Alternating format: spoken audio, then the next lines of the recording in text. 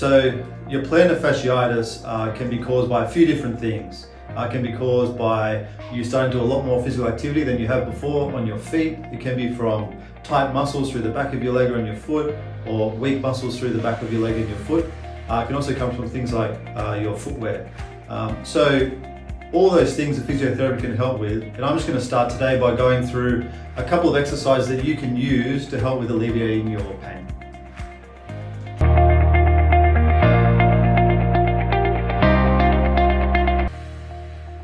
So the first exercise I want to go through with you is just how to release the small muscles and the plantar fascia under your foot.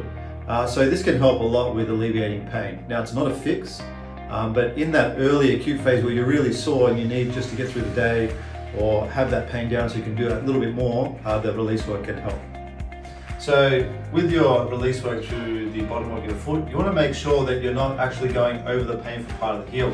So if you look here, if you're sore right there where the plantar fascia is irritated, don't release under that part. You want the ball, or you can use also a frozen water bottle to rub and roll underneath the plantar fascia right in the middle.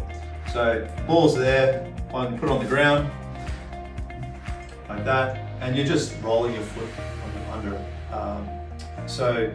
Normally I like to stay here about 3 to 5 minutes. Again, you don't have to push too hard if it's really painful. I try and find that sweet spot where it feels like it's reducing the tension without irritating.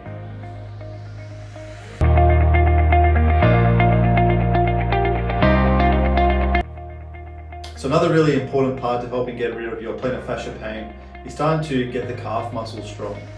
So I'm going to show you a couple progressions here that you can use to help with managing your plantar fascia. So first one is just your double leg calf raise.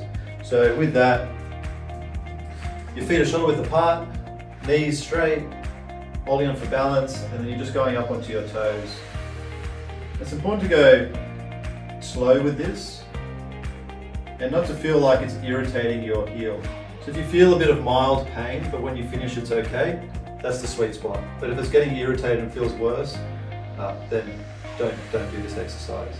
As a progression, if it's too easy, you can go to single leg. So single leg is the same thing, stay on the one leg, same pace.